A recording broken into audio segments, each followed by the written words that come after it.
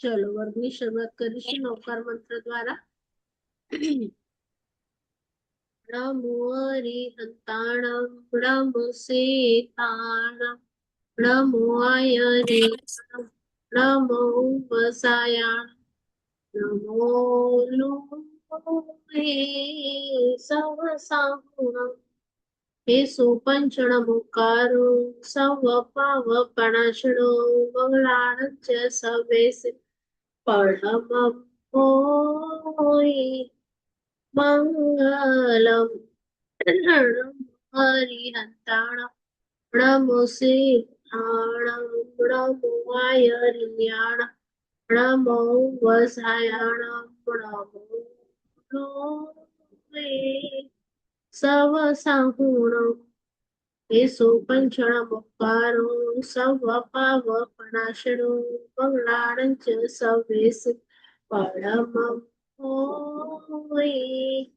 મંગલમ નમો હરિહંતાણં નમો સિદ્ધાણં નમો આયર્યાણં નમો વસાયાણં નમો લોહે serve સાહુણં એસો પંચણમુકારો serve પાવપણાશણો મંગળાણં ચ સવેસે પડમં હોય મંગલમ. બધા લોકો દ્વલોક તીર્છાલોકમાં રહેલા દરેક ત્રસ જીવ સ્થાવર જીવને સુખ મળે, સાતા મળે, સમાધિ મળે, જલ્દી બધા જીવો મોક્ષે જાય એવી પ્રાર્થના. ચલો સાતામાં છે બધા.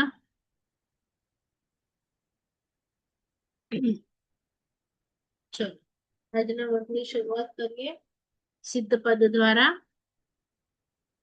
મારે ખાલી એટલું પૂછવું છે કે તમારા ક્લાસમાં એક વખત નવકારનું ઉચ્ચારણ પ્રોપર એ થઈ ગયું છે કે બાકી છે? તમારા બધાનું મેં સાંભળી લીધું છે કે નથી સાંભળ્યું? નવકાર બોલો છો? ના, નથી સાંભળ્યું. નવા છે ને એ લોકો એક વખત બોલો તો તમારી મિસ્ટેક હોય ને તો હું કાઢું નવકારમાં. કોણ બોલે છે પેલા? હા બોલો, વૈશાલી.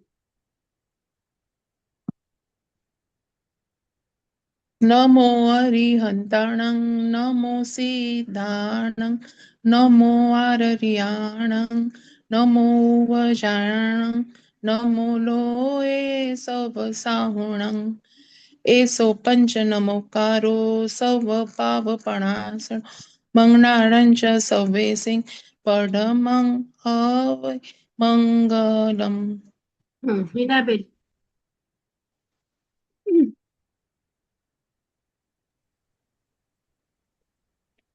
નમો હરિહંતાણં નમો સિદ્ધાણં નમો આયર્યાણં નમો વજાયણં નમો લોહે સવ સાહુણં એસો પંચનમુકારો સવ પાવપણાસણો મંગળાણં ચ સવેસે પડમં હોય મંગલમ.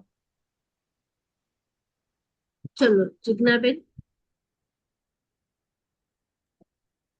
નમો હરિહંતાણં નમો સિદ્ધાણં નમો આયર્યાણં નમો વજાયાણં નમો લોહે સવ સાહુણં એસો પંચનમુકારો સવ પાવપણાસણ મંગળાણં ચ સવેસે પડમં હોય મંગલમ. રીટાબેન નું તો આઈ થિંક મેં ત્યાં સાંભળ્યું હતું મસગામમાં, એટલે આપણે હમણાં નથી જતા. પણ જુઓ, બધાનું જે મિસ્ટેક છે ને એ સેમ જ મિસ્ટેક છે, અને એ અમે પણ નહોતા જયારે શીખ્યા ત્યારે અમારી પણ સેમ જ મિસ્ટેક હતી, કારણ કે આપણે નોર્મલી નવકાર બોલતા હોઈએ. હવે છે ને તમે તમારી પાસે જો લખેલું હોય પેજ તો ઠીક છે, ના હોય તો જે નવકાર લેખનની બુક આવે છે, ગુજરાતીમાં પણ આવે છે ને હિન્દીમાં પણ આવે છે, ઇંગ્લિશ વાળાની વાત નથી કરતી. એ બે માં તમારે એક વખત નવકાર લખવાનું છે, બે, હિન્દી અને ગુજરાતી, જેમાં તમને ફાવે એ. હવે શું થશે, તમે જયારે લખશો ત્યારે એમાં વર્ડ શું છે એ તમને સમજાશે. જેવી રીતે કે નમો અરિહંતાણમ બધા બરાબર બોલે છે, પણ જે સિદ્ધાણમ બોલો છો ને એટલે સીધું ધ સ્ટાર્ટ થઈ જાય છે. ઓરિજિનલી ડી છે, દ છે અને પછી ધ છે.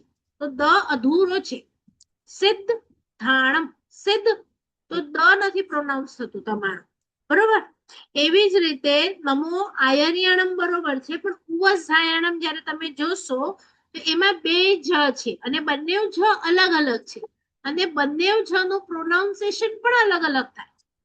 એટલે અધૂરો શબ્દ આખો શબ્દ કેવી રીતે પ્રોનાઉન્સ થાય. હવે છે ને હું તમને એક અમારા સરનો જે ખાલી ને ખાલી આ ઉચ્ચારણ બરાબર શીખવાડે છે એમનો એક વિડીયો નવકારનો જે છે ને મોકલાવી દઈશ. તો એ વિડીયો તમારે જોવાનું અને એવી રીતે બોલવાનું લખવાનું ટ્રાય કરજો. હવે આ બધું ક્યારે કરેક્ટ થાય, જ્યારે અમે પણ અર્ધમાગધી ભાષા સંસ્કૃત ભાષા શીખ્યા ત્યારે અમને ખબર પડી કે આ કેવી રીતે હોય. તમે જનરલી ક્યાંક ક્યાંક સાંભળ્યું હશે કે ન ની જગ્યા પર ણ પણ હોય છે. ણ જોયું છે ક્યાં તમે ણ કે ન? તો એ ન હોય છે ને એ ઓરિજિનલી એ લોકો બોલતા હોય અર્ધમાગધીમાં. જ્યારે આપણા પ્રભુ હતા 24 ત્યારે બોલતા હતા અર્ધમાગધીમાં અને લખાતું હતું સંસ્કૃતમાં. જેમ આપણે હમણાં બોલીએ કચ્છી છે પણ લખાય ગુજરાતીમાં. તો એવી રીતે બોલવામાં ણ થઈ જાય, ણમો. તો ણમો નો અર્થ નમો છે. લખો તો નમો આવે, બોલો તો ણમો આવે એમ. પણ જે અધૂરા શબ્દ છે ને એ આપણે નથી જોતા અને નથી બોલતા. જેવી રીતે એસો પંચ નમુકારો. હવે બે ક છે ત્યાં, હાફ હાફ બે ક છે. તો જે પહેલો હાફ વર્ડ છે ક નો એ આગળના શબ્દ સાથે બોલાય. નમુ, નમુ નથી, ણમો કારો નથી, ણમો. હવે બોલું છું હું ક, લાસ્ટ પૂરું મારું ક પર થાય છે. ણમો કારો. તો એ જે અધૂરો ક છે એ નમો સાથે હું બોલી અને પછી હું કારો બોલી, બરાબર. તો એવી રીતે સવ, બે વ છે ત્યાં. તો સ પછી પેલો વ તમારે સ સાથે બોલવાનું છે. સવ પછી વ, સવ, નહીં તો સવ થઈ જશે. સવ એટલે ડેડ બોડી. તો મારા બધા પાપો દૂર થાય કે ડેડ બોડી દૂર થાય, શું બોલવું છે? સવ કે સવ. પછી પાવપમાં જોશો ને તો બે પ છે પણાશણોમાં. એક અધૂરો પ, એક આખો પ. તો અધૂરો પ તમે ક્યાં બોલ્યા? સવ પાવ પણાસડો એમ જ બોલ્યા. તો સવ પાવ પાવપ. પછી પ આખું નથી બોલવાનું, પાવ પ એમ નથી બોલવાનું. પાવપ, પ એટલે હું અધૂરો પ બોલું છું. પાવપ પછી બોલવાનું છે પણાસણો. તો જો બોલવામાં એક અધૂરા શબ્દ કે એક બિંદુનો પણ ફરક આવી જાય ને તો આખો અર્થ બદલાઈ જાય. જેવી રીતે કે હું કહું 5 પાંડવની માતા કોણ હતા, હવે હું બિંદુ ન મૂકું તો એમાં શું વંચાય પછી? અથવા હું બોલું નહીં, એના નામમાં બિંદુ છે પણ હું ન બોલું તો શું થઈ જાય? એક બિંદુનો અર્થ કુત્તી અને કુંતી. તો બંનેમાં કઈ ફરક? તો એમ સૂત્રનો અર્થ તમને નથી ખબર, પણ જ્યાં વાંચો છો ત્યાં અધૂરો અક્ષર છે એને આગળના શબ્દ સાથે જોડી અને વાંચવાનું હોય. હું એ સરનું નામ છે હિમાંશુભાઈ અને એ તમને ખ્યાલ હોય તો યુએસ માં લાઈક આઈ થિંક 6 મહિના કે 12 મહિના પહેલા ત્યાંની જે રાજ્યસભા શરૂ થતી હતી ત્યાં એમને પહેલા નવકાર બોલાવવા માટે બોલાવેલું. એ નવકાર બોલ્યા પછી ત્યાંની રાજ્યસભા શરૂ થઈ હતી.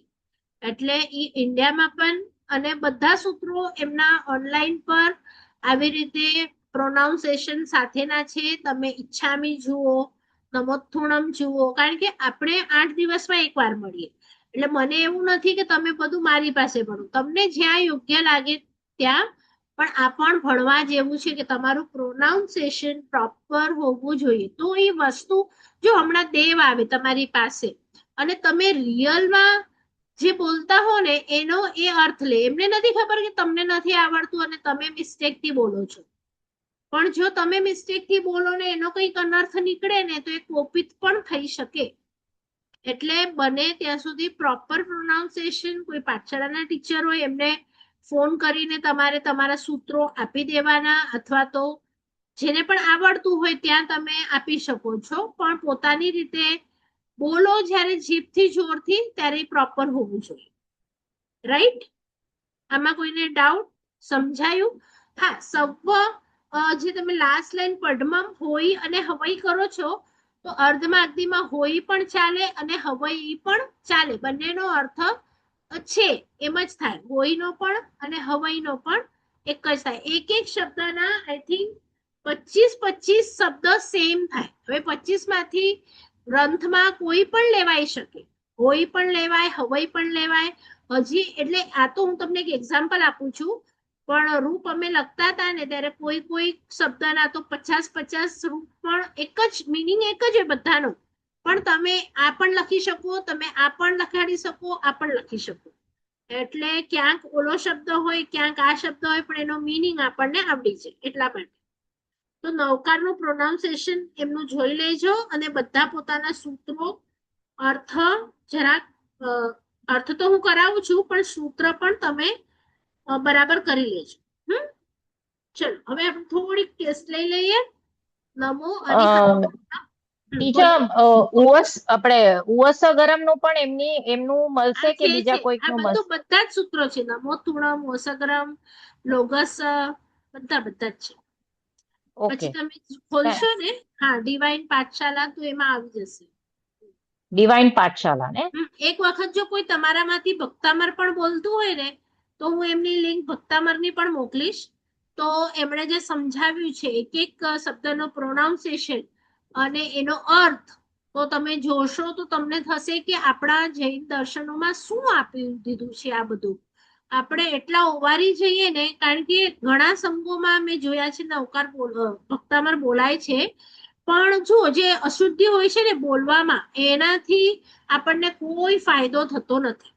હવે મને નથી ખબર કે મેં તમારી સાથે આ વાત શેર કરી છે કે નહીં, યાદ નથી, બધા ગ્રુપનું હોય એટલે. પણ આપણે ઇંગ્લિશ આલ્ફાબેટ્સ તો આપણને આવડે છે, તો એમાં તમે જોશો ને તો ક ક એનો શું હોય ઇંગ્લિશ વર્ડ? ક નો, કે, ખ નો, કેચ, ઘ નો, ગણપતિના ઘ નો, જી, ઘરના ઘ નો, જીએચ. બરાબર. તમે આખી બારાકડી જોશો ને, વન વર્ડ જે છે નેક્સ્ટ વર્ડ એમાં એચ લાગે છે. તમે નોટ કર્યું છે કે નહીં મને નથી ખબર, પણ જ્યાં પણ આપણા ગુરુ ભગવંતોને કે જ્ઞાની પુરુષોને એવું લાગે કે આ શબ્દ અહીંયા નથી મૂકવો, અને આ જો આપણે ક બોલ્યા બરોબર છે, હવે હું ખ બોલું ને, આ જો મારા લંગ્સમાં કંઈક થયું, હવા આવી, બ્લો થઈ હવા, ગ પડી ખબર?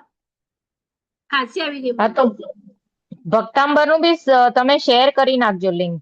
હા, એટલે શા માટે કે આ ભક્તામર તમે સાંભળ્યું હશે ને, તો એ લોકો બોલે છે કે તમે આ ગાથા બોલો ને તો માથું મટી જાય, આ ગાથા બોલો તો પેટ મટી જાય, આંખ મટી જાય. હવે આપણે બોલીએ જ નહીં બરોબર, ને પછી કહીએ કે હું તો કેટલા મહિનાથી બોલું છું, મને તો કઈ ફરક નથી પડ્યો. પણ ઓલું આખું મેડિસિનલી બનેલું છે. તમે તમારા લંગ્સ માંથી એ પ્રોપર બોલો, હવા જે રીતે જવી જોઈએ એમ જાય, તો તમને રોગ થાય જ નહીં. પણ તમે પ્રોપર ના બોલો તો શું થાય? એટલે આ જે કખ ગગ છે ને, એ તમે સંસ્કૃતનો ખાલી કે હિન્દીનો એકાદ લેક્ચર પણ કરો ને, તો એમાં પહેલી લાઈન છે ને, એ બોડીના એક જ પાર્ટથી બોલવાની છે. ક ખ ગ ઘ, એ તમે નોટ કરશો ને તો બધા વર્ડ ત્યાંથી આવશે. પણ પ વાળી આખી લાઈન છે ને, પ હ બ હ મ, આ ઔષ્ઠ્ય કહેવાય, હોઠથી જ બોલવાનું હોય.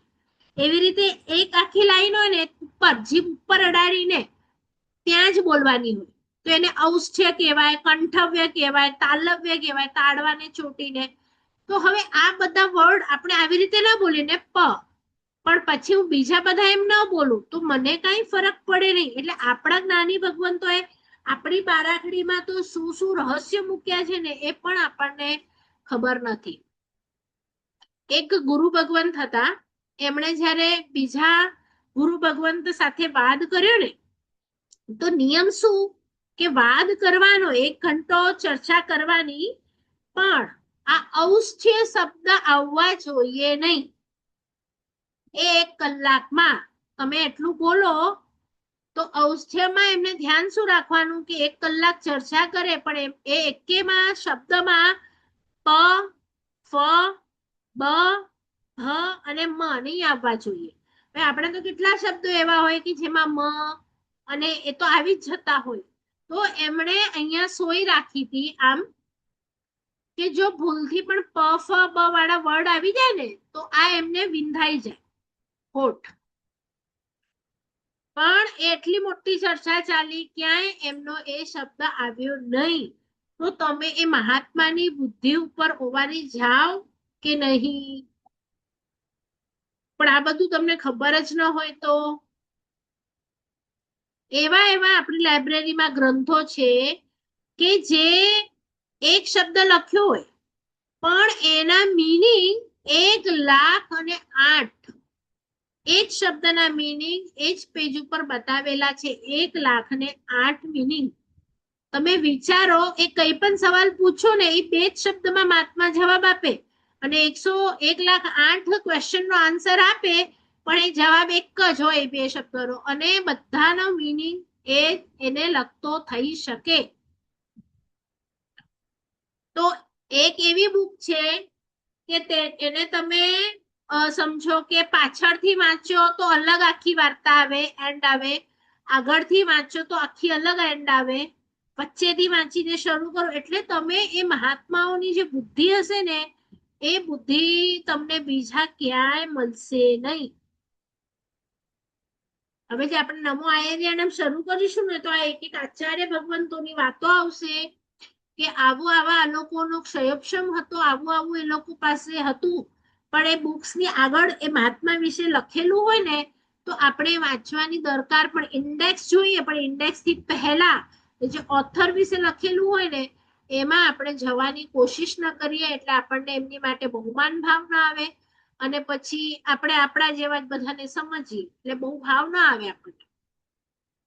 એટલે હું તમને ડિટેલમાં આ બધું કહું છું કે એવા પંડિતો પણ છે હમણાં, એવા ગ્રંથો પણ છે. તમે જાઓ લાઇબ્રેરીમાં ખોલો, હું તમને જોઈએ તો બધાના નામ પણ આપીશ કે તમને એમ થશે કે આ બધું શું છે. પણ થોડુંક એની માટે તમને, હવે ઘણા ગુજરાતીમાં થઈ ગયા છે ટ્રાન્સફર, પણ થોડુંક સંસ્કૃત અને અર્ધમાગધી જો તમને આવડે, 1 વર્ષની મહેનત કરવાની તો પછી તમને બધા ગ્રંથ વાંચવાની ખૂબ મજા આવે કે ઓરિજિનલી એમાં શું કે છે. દાખલા તરીકે હમણાં ઇંગ્લિશમાં પણ કન્વર્ટ થાય છે, પણ શું છે કે ઇંગ્લિશમાં તમે સમજો, મારે એમ કેવું છે કે મમ્મી એના દીકરાને વહાલ કરે છે, ભાઈ એના બેનને હેત કરે છે, કે પત્ની એના પતિને પ્રેમ કરે છે, કે બધા વર્ડ મેં અલગ અલગ બોલ્યા. પણ તમે ઇંગ્લિશમાં જશો તો બધા માટે લવ જ આવશે. હવે લવ ને તમે અલગ અલગ કેવી રીતે એક્સપ્રેસ કરી શકો પછી ત્યાં? એમ સંસ્કૃતમાં ગુજરાતી કરતા 1000 ગણું વધારે તમે એલેબરેટ કરી શકો તમારી ફિલિંગ્સ ને. કે વરસાદ, તો વરસાદના પણ 100 નામ હશે કે આવું જાડું પડે તો આમ કહેવાય, પતલું પડે તો આમ કહેવાય, રૂકી રૂકીને આવે તો આમ કહેવાય. એટલે રાજા, તો રાજાના પણ તમે જશો તો 100 વર્ડ મળશે કે રાજ્ય કરતો હોય ત્યારે રાજા, જમીન પર હોય ભૂપતિ, નરોમાં શ્રેષ્ઠ હોય તો નરેશ. તો આપણે તો બધાને કિંગ જ કહી દઈએ ઇંગ્લિશમાં. તમે શું કરો પછી? પણ એ ગ્રંથમાં જ્યાં આવે છે કે નહીં આ સાધુ છે, કોઈ સાધના કરતા હોય એ પેજ પર સાધુ લખી શકે. જે પેજ પર એ મુનિ મૌન રહ્યા હોય તો પછી એમને મુનિ લખવું પડે. એ વખતે સાધુ ન લખાય. પછી જે વખતે, એટલે એક ના આગળ તમને શબ્દો આવશે વધારે, પણ આ તમને એટલા માટે કહું છું કે તમને બહુમાન ભાવ વધે. આપણી પાસે પુષ્કળ ગ્રંથો છે અને પુષ્કળ એમાં જે મૂક્યું છે એ તમે ઇંગ્લિશમાં કે ગુજરાતીમાં એટલું બધું લાવી ન શકો. એટલા માટે કહું છું, કારણ કે આ લોકો 14 પૂર્વધારીઓ છે. હવે આ લોકો જ્યારે પ્રભુ ગણધર ભગવંતોને કરે છે ને વાસક શેપ, તો એ લોકો 14 પૂર્વ ની રચના એક આપણે કહીએ ને અંતર્મુહૂર્ત માં કરી નાખે છે, અને કેટલું તો સાઈ તો કલ્પસૂત્રમાં આવે જ છે માપ, કે એક હાથથી અંબાડી વાળો, વજન વાળી હોય અંબાડી, એ અંબાડી વાળા વજન વાળો હાથી, એ પણ મહાવિદ્ય ક્ષેત્રનો, અહીંયાનો નહીં, એટલો મોટો ઐરાવત જેવો હાથી, એના વજનનો સૂકો પાવડર, અને એમાં સૂકા પાવડરમાં ખાલી પાવડર થી તો લખાય નહીં, એટલું પાણી નાખીએ ત્યારે શાહી બને, અને એ શાહી થી કેટલું લખાય તમે ઇમેજિન તો કરો. એટલો માત્ર એક પૂર્વ, એવું બે પૂર્વ, બે હાથથી, 4 હાથથી, 16 હાથથી, ડબલ ડબલ ડબલ કરતા જાઓ, અને ટોટલ જે આવે છે એ તો કેટલું એમણે રચ્યું. અને આ બધું મુખાનું મુખે, લખવાનું તો ત્યારે અલાઉડ જ નહીં હતું, અને લખવાનું તો શરૂ થયું આજથી સમજો ને 1500 વર્ષ પહેલા, મહાવીર સ્વામીને થયા 2500, તો 1500 વર્ષ, 1000 વર્ષ પહેલા શું નક્કી થયું કે મને તો બહુ યાદ રહેતું નથી, અને આજુબાજુ બધા આચાર્ય ભગવંત મળ્યા કે અમને પણ યાદ રહેતું નથી, તો એ ગામ એક નક્કી કર્યું, એમાં 500 આચાર્ય એક સાથે રહ્યા, અને બધાનો પરિવાર એ આચાર્ય ભગવંતોનો, એક આચાર્ય ભગવંતો એમનો પરિવાર કેટલો, એના ઘણીવારે હોય, એના ઉપાધ્યાયજી હોય, એમના સાધુ હોય, સાધ્વીજી હોય, આ બધા એક ઠેકાણે રોકાય, તો અને કેટલા 15 વર્ષ એ લોકો રહ્યા, એમાં તે ગામના શ્રાવક શ્રાવિકાઓનું તમે વિચાર કરો, આટલા લોકોની ગોચરી પાણી એ લોકોએ કેવી રીતે સાચવી હશે, અને કેવા ભાવથી સાચવી હશે. આ લોકોએ આપણું આગમ ક્યારે રચાયું અને ક્યારે લખાયું? એ તો કહું છું, વલ્લભીપુરમાં તમે કલ્પસૂત્ર સાંભળ્યું નથી, પહેલા જ દિવસે એમાં આવી જાય છે કે ક્યારે રચાયા બધા ગ્રંથો, ક્યાં કયા ગામમાં લખાયા આ બધા ગ્રંથો. ના, એટલે ભગવાને રચ્યા અને લખાયા એમાં કેટલા વર્ષ આમાં ફરક છે?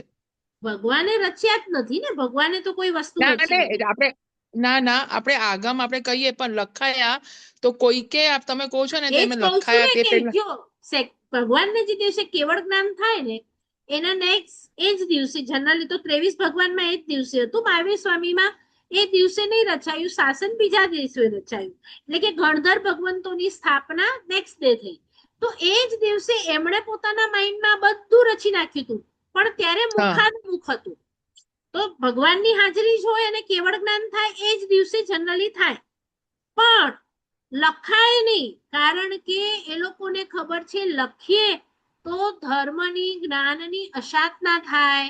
આ પેપર પર લખાય અને પછી પેપરનું શું થાય તમે વિચારો, તો અશાત ના થાય એટલે લખે નહીં. પણ આ તો પછી આપણી બુદ્ધિઓ ઓછી થતી જાય ને, એટલે એમણે વિચાર્યું, એ લોકોએ 15 વર્ષ ગ્રંથો લખ્યા આપણી માટે, જેને જે યાદ આવે, જેટલું યાદ આવે. એટલે અમે પણ જયારે ઉપર મોટા મોટા ગ્રંથ ભણીએ ને, તો ત્યાં એવી રીતે જ લખેલું આવે કે બે મત આવી જાય, કોઈક આચાર્ય ભગવંતને એમ લાગે કે મેં ક્યાંક આવું સાંભળ્યું છે, અને કોઈક આચાર્ય ભગવંતને એમ લાગે કે મેં ક્યાંક આવું સાંભળ્યું છે, પણ આપણને ખબર નથી, એટલે અમને પણ બંને મત ભણાવવામાં આવે, ક્યાંક 3 પણ હોય તો 3 બી ભણો, કે એ લોકોને એવું લાગે છે ને તો ભણો, બાકી તો ત્યાં લખેલું હોય કે ઓરિજિનલ આન્સર કેવલી ગમ્ય, એટલે કે હમણાં કોઈ કેવડી નથી, એટલે આપણને કહી નહીં શકીએ કે કયો સાચો આન્સર છે, પણ આમાંથી એક છે, એટલે તમે 3 ભણો. એટલે એવી રીતે હોય, કારણ કે એ લોકો બુદ્ધિ ભૂલવા લાગે ને, એ લોકોએ 15 વર્ષ તો બુક લખી, અને પછી આ જીવન એ લોકોએ એની આલોચના લીધી, એટલે કે માફી માંગવા માટે, કે અમને જ્ઞાનાવર્ણ્ય નો પાપ ન લાગે એની માટે એ લોકોએ આજીવન શિક્ષા લીધી લખવા માટેની. તમે લખીએ છીએ, ભવિષ્યમાં લોકો નહીં ભણે અથવા તો ક્યાંક જ્ઞાનની અશાતના થશે, તો હું આલોચના લઉં છું, એમ આલોચના એ લોકોએ લીધી. વિચારો. અને પછી આપણે બુક્સ જ ન ખોલીએ, વાંચીએ નહીં, ભણીએ નહીં, અને એ લોકોએ જે મહેનત, એ ગામના શ્રાવક શ્રાવિકોની અનુમોદના, એ લખનારની કેવા પેપર હશે, કેવી શાહી હશે. ચલો, તો આપણે ખાલી બહુમાન, મેં તમને કીધું ને, એક એક્ઝામ્પલ આપું, એના પરથી તમને ખ્યાલ આવી જાય કે આપણી પાસે શું ગ્રંથો હતા. તો જયારે મોગલો આવે છે ને, ચડાઈ કરે છે સોમનાથ ઉપર ને, ત્યારે એમને ખબર હતું કે જો આ જૈનનું સાહિત્ય બચી ગયું તો આપણે અહીંયા ફાવી નહીં શકીએ, આપણને આ લોકો હરાવી દેશે. એ લોકો પાસે બધી જ વાતનું નોલેજ છે. દાખલા તરીકે એક દેરાસર પણ બાંધવું હોય ને તો સ્થાપત્ય કળા, કારણ કે આપણને આદિનાથ ભગવાને બધી જાતની કળા શીખવાડી છે, 64 અને 72 કળા, તો આપણી પાસે બધાના લખાણ છે. તો આટલું બધું જો એ લોકોને નોલેજ હોય તો પેલા એ લોકોના નોલેજ પર પ્રહાર કરવો, એટલે એ લોકોએ આપણા દેરાસરો પછી લૂંટ્યા, સોનું ચાંદી પછી લીધું, પણ ઉપાશ્રયથી બુક્સ, જ્ઞાન ભંડારથી બુક્સ, એ બુક્સ લઈ અને એને સળગાવી અને એ લોકો જે અહીંયા રહ્યા છે 12 મહિના 2 વર્ષ રહેતા જ્યારે, ત્યારે કન્ટિન્યુઅસ 6 મહિના આગ ચાલી રસોઈની એમની, એ આપણા બુક્સ ઉપર બની છે. એ લોકોએ રસોઈ કરી છે 6 મહિના, આગ બુઝાવી નથી. તમે વિચારો કે કેટલા બુક્સ હોય તો આગ 6 મહિના ચાલે. અને એ લોકોના કેટલા મોટા રસાલા હોય કે એક થોડીક રસોઈ કરીને બંધ ન કરી દે. આટલી મોટી મોટી ફોજો જે લૂંટવા આવે, કેટલો મોટો રસાલો, એ બધાની રસોઈ 6 મહિના આપણા આગમ ઉપર થાય, એ કેટલું સાહિત્ય આપણું ગયું તમે વિચારો. ને ગયા પછી પણ હવે જે 10-15% બચેલું છે એની હાલત શું છે કે બધાને ઘરેથી પોતાની બુક્સ જ, કપડું એકે ઓછું નહીં થાય, પર્સ નહીં થાય, ચપ્પલ નહીં થાય, પણ ઓછું થશે તો શું ઓછું થશે?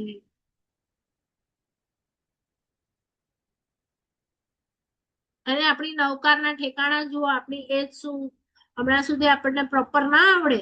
ને આ તમારી ની મારી ની બધા જૈનોની આ જ હાલત છે. એટલે આપણે કંઈક કરી શકતા હોઈએ તો આ બધી બાબતો જ્યાં તમે જાઓ ત્યાં નાની નાની આવી ચર્ચા કરવાની, શીખવાનું, આ પંડિતજીના નંબર ઓનલાઈન આ તે આપતા રહેવાનું, તો તમારાથી જેટલું થાય એટલું તમે જૈન દર્શનમાં ફાળો આપવાનો તમારે. બરાબર? ચલો આપણે થોડી ટેસ્ટ લઈએ. હજી કઈ પૂછ્યું છે કોઈને આમાં? અરિહંતાણમ. તમે હા બોલો. તમે ઉવજ જાયાણમ કીધું ને, તો આપણે યુઝ્યુઅલી ઉવજ જાયાણમ કહીએ. હા હા, એટલે જ મેં એમાં કીધું ફરક? કે હા 3 જ છે. હવે ત્યાં તમે પંડિતજીમાં જોશો કે કેવી રીતે ત્રણેય જને પ્રોનાઉન્સ કરવાનું. એટલે તો મેં કીધું કોઈ ઉવજ જાયાણમ બોલે છે, ઝાયાણમ બોલે છે, ઉવજ, જો બંને જ અલગ અલગ છે. એટલે તો મેં એ કરીને બતાડ્યું તમને કે ત્યાં તમે બોલશો ને એટલે તમને પણ એમ ખબર પડશે કે પારુલબેને ક્યાં મિસ્ટેક કરી, શું મિસ્ટેક કરી. કારણ કે હમણાં સુધી તો હું બોલું છું ત્યારે તમે કેમ નથી પકડતા કોઈ? કારણ કે તમને જ નથી ખબર. પણ હવે તમે નેક્સ્ટ ટાઈમ મિસ્ટેક કરીશ તો પકડશો. હું કરીશ ને તમે ગોતજો. બરાબર? ચલો. અરિહંત ભગવાન વિશે યાદ છે કે ભૂલી ગયા? એમના ગુણો, કેટલા ગુણો છે એમના અરિહંત પ્રભુના? એમના 12. અતિશયો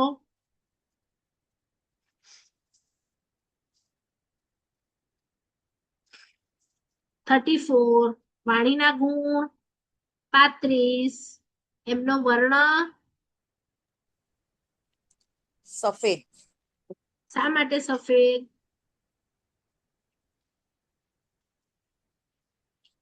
એમની અંદર શું છે અરિહંત પ્રભુની અંદર?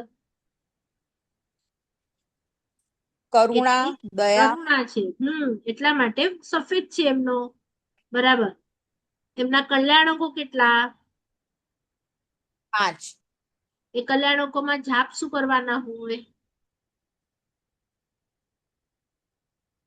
5 ક્યારે પારંગતાય આવે, ક્યારે સર્વજ્ઞાય આવે, ક્યારે નાથાય આવે.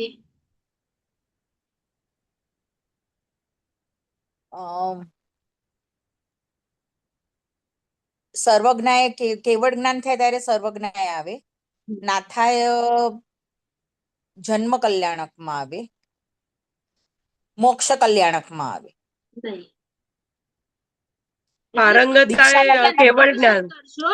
સોરી, મોક્ષમાં. તો મોક્ષમાં તમે રેટ નાખી દીધી ભૂલથી કીધા વગર. તમે એક વખત રિવિઝન કરજો. હા, અને ફરીથી આપણે સિદ્ધાનંદ તરફ જઈએ. ના ના, આ તો બધું આપણને હવે બાયહાટ હોવું જોઈએ. ચલો, સિદ્ધ ભગવંતના ગુણો કેટલા? કયા કયા? એમનો વર્ણ કયો? પીળો. શું પીળો નથી. સિદ્ધ ભગવંત નો વર્ણ કાળો. લાલ લાલ લાલ. લાલ. હમ સોરી. તમારી પાસે જો આ બુક હોય ને આપણી સેકન્ડ નંબરની જૈનિઝમની એના પેજ નંબર છે ઉપર બેન. બતાડું.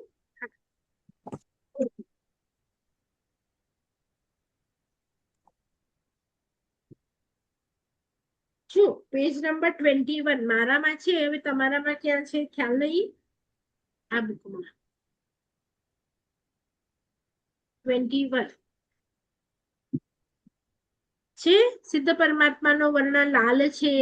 શા માટે લાલ છે? જેમ ઘણી જ્યોત ભેગી થાય ત્યારે લાલ રંગ થાય છે, એમ સિદ્ધોનું અનંત અનંત કેવળ જ્ઞાન હોવાથી જાણે જ્ઞાન ઘનતા સૂચક લાલ રંગ છે. અને બીજી રીતે લાલ રંગ છે કે રેડ સિગ્નલ. હવે દુનિયાના માર્ગે, વિષયોના માર્ગે, કશાયના માર્ગે જે તમે દોડી રહ્યા છો, તો હે જીવ અટકો. Red signal. રેડ સિગ્નલ એટલે સ્ટોપ. એ પણ બધું આ બુકમાં નથી ટીચર. બેન આ બુકમાં નથી.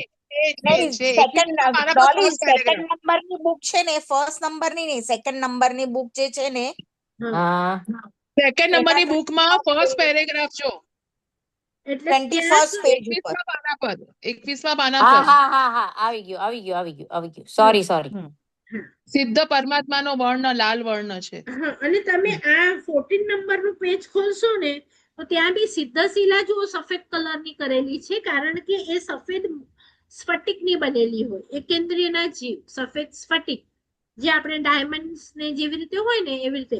પણ એની ઉપર જે સિદ્ધ ભગવાન છે ને એ બધા રેડ કલરમાં છે જુઓ. લાલ કલરમાં છે.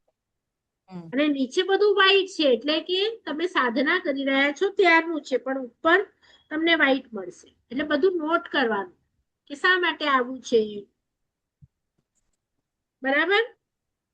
હમ.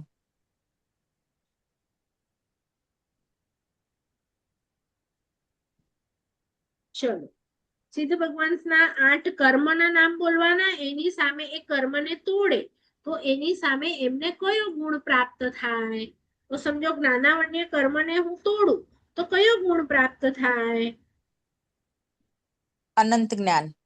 દર્શનાવન્ય કર્મને? અનંત દર્શન. અનંત દર્શન.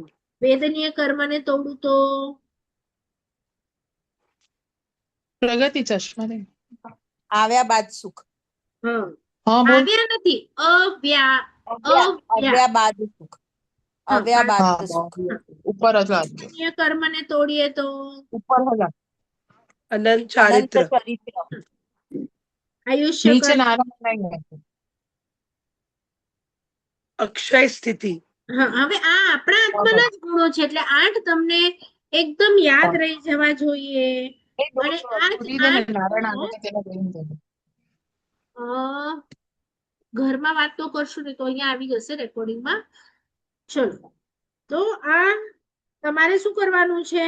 આ 8 ગુણોને કયા સૂત્રમાં છે? આ 10 મિનિટનો જે ગેપ છે એમાં આ 8 ગુણો બીજે ક્યાં કયા સૂત્રોમાં આવેલા છે ગોતીને રાખવાનું છે. મીટિંગ કદાચ એકાદ મિનિટ પછી, હજી 2-3 મિનિટ છે, બંધ થશે, પણ તમારે હોમવર્કમાં ગોતીને રાખવાનું છે. બરાબર. પછી આપણે જોયું કયા કર્મને કોની સાથે સરખાવ્યું છે. તો જ્ઞાનાવર્ણીય કર્મને કોના સાથે સરખાવ્યું છે? આંખે બાંધેલા પાટા જેવું. પાટા. હવે આ કર્મગ્રંથ 1માં પણ આવશે. જ્યારે તમે કર્મગ્રંથ કરશો ત્યારે તમે તત્વાર્થાધિગમ સૂત્ર કરશો ત્યારે પણ આવશે. તમે 9 તત્વમાં પણ કર્મની પ્રકૃતિઓ આવશે ત્યારે પણ આવશે. એટલે આ બધી વખતે આવશે. એટલે આ તમારે બાયહાર્ટ કરી જ નાખવાનું છે. બરાબર. વેદનીય કર્મને કોની સાથે સરખાવ્યું છે? મધથી લપાયેલી તલવારની ધાર. મોહનીય કર્મ? દારૂડિયા વ્યક્તિની, દારૂ પીધેલા. આયુષ્ય કર્મ? બેડી. નામ કર્મ? ચિત્રકાર. બરાબર. શિલ્પ સાથે. ગોત્ર કર્મ? કુંભારના ગળા જેવું. અંતરાય કર્મ, રાજભંડારી. બરાબર. આ તો રિવિઝન હતું. ચલો, મારે એ પૂછવું છે કે અહીંયા તમારા ક્લાસમાં મારે સિદ્ધશિલા પર શા માટે જવું છે, એ વાક્યનો જવાબ આપણો પહેલા બીજા ક્લાસમાં થઈ ગયો છે કે બાકી છે? બાકી છે. બાકી છે. નથી થયું. ભલે, તો આપણે આના પછીનો હમણાં જે ક્લાસ નવો શરૂ થશે ને, તો એમાં એ જોઈશું કે બધા જ લોકો પાટલા ઉપર સાથીઓ કાઢે, ત્યાં ભાવ કરે કે મારે 4 ગતિમાં નથી જવું. 4 ગતિ એટલે મનુષ્ય ગતિ, તિર્યંશ, દેવ અને નર. ઉપર 3 ઢગલી કરે કે ભાઈ મને જ્ઞાન જોઈએ છે, દર્શન જોઈએ છે, ચારિત્ર જોઈએ છે, મને આપો. અને પછી આપણે એક લાઈન બોલીએ અને ઉપર કંઈક બનાવીએ. તો શું લાઈન બોલીએ આપણે ને શું બનાવીએ ઉપર? સિદ્ધશિલા બનાવીએ. બરાબર. અને આપણે શું સિદ્ધશિલા. બોલીએ કે મારે સિદ્ધશિલામાં સિદ્ધશિલા પર જવું આવવું છે. છે. બરોબર. અચ્છા, કોઈ રાઉન્ડ બનાવે અને કોઈ ઉપરનું પણ રાઉન્ડ બનાવે. આમ તો એવું તમે બનાવો છો કે ઉપર સ્ટ્રેટ લાઈન બનાવો છો કે ગોળ બિંદુ બનાવો છો સિદ્ધશિલા પર? ઉપર સ્ટ્રેટ લાઈન, એ કરેક્ટ. અર્ધચંદ્ર ને એની ઉપર સીધી લાઈન. હા, એ કરેક્ટ છે. પણ કોઈ ગોળ બિંદુ કરતા હો કે જ્યોત બનાવતા હો તો એ રોંગ છે. બરોબર. હવે મારો સવાલ એમ છે કે બધા બોલે છે મારે સિદ્ધ થવું છે, સિદ્ધશિલામાં વાસ કરવો છે, પણ એ ખબર હોવી જોઈએ કે શા માટે મારે જવું છે.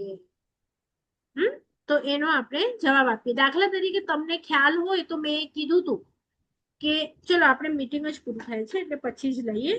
અને પેજ નંબર 16 ઉપર સિદ્ધ કેવી રીતે લખવાનું અને એનો અર્થ એ તમે જોઈ રાખો. સી એટલે સિદ્ધ એટલે બંધાયેલા, અને ધ્વ એટલે ધ્વાત એટલે કે નાશ કર્યા છે. જેમણે બંધાયેલા કર્મનો 8 કર્મનો નાશ કર્યો છે એને સિદ્ધ કહેવાય. એ સિદ્ધ ભગવંતની વ્યાખ્યા છે. ચલો, એ વાંચી રાખજો એટલે આપણે લઈએ.